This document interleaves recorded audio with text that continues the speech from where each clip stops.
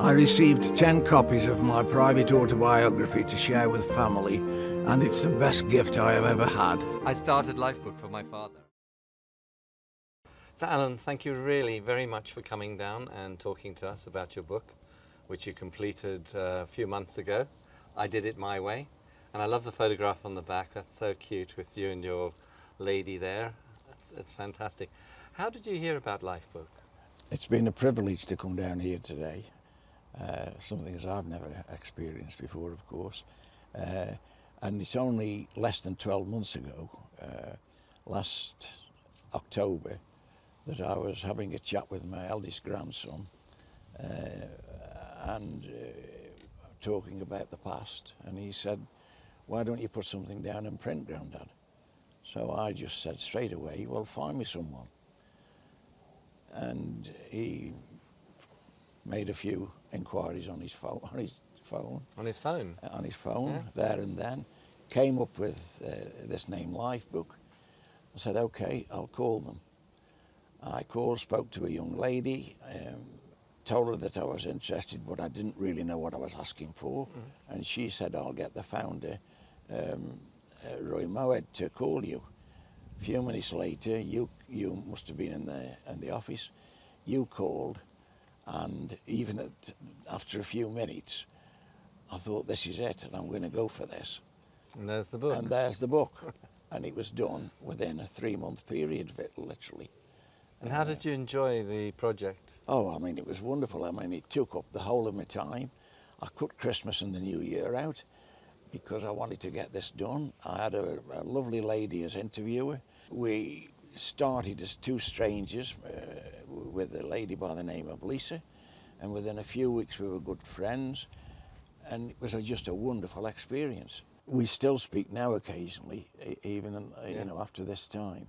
We completed the last interview on the book. We were getting into February, and I wanted it to be on an anniversary date, and so we had the last interview was on the 13th of February, which was the anniversary of my wife's death. Right. So I thought that was, you know, quite fitting.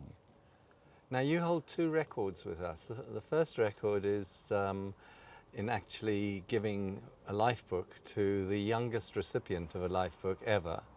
That's your great-grandson, who got it when he was how old? 2 days old. 2 days old. Yeah, I went down to see him. He'd been born on the Friday, and I went down to see him on the Sunday, and I thought I'll put a copy of the book in my car, and I wrote what I thought was a fitting inscription.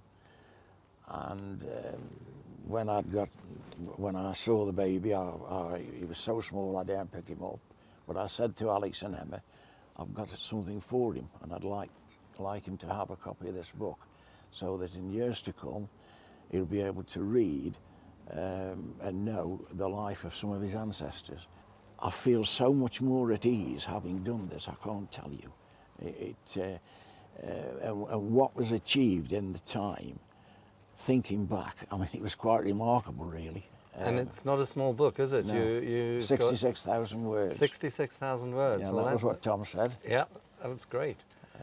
Now the other record you hold with us is that you're the only customer who's ever taken us all out for lunch.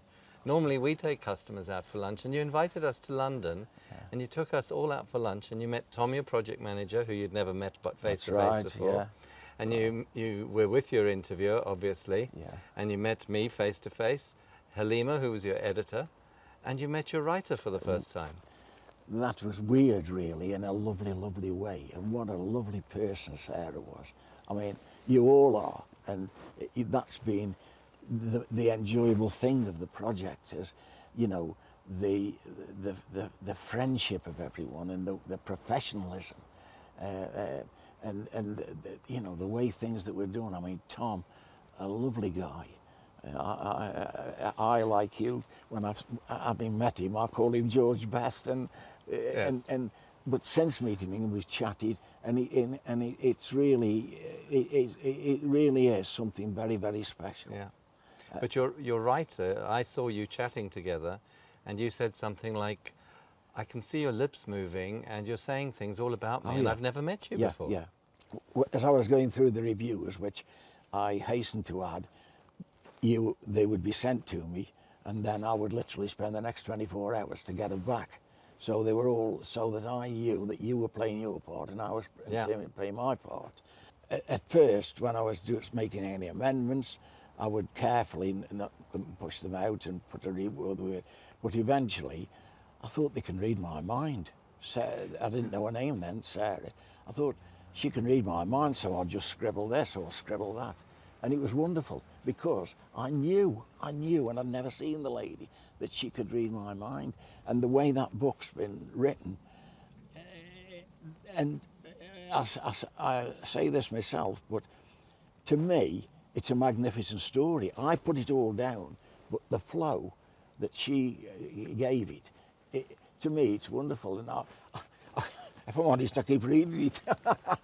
And it's your story. And yeah, and I mean, do you keep getting surprised by things? Well, yeah, and the people that are friends and family that I've lent it to, they ring me up and say, "Alan, this is fantastic. I can't put it down. It's a wonderful flowing story." And so, again, thank you so much. Well, Alan, it's wonderful, and we really appreciate it, and it's great having customers like you. Thank you. Thank you so much.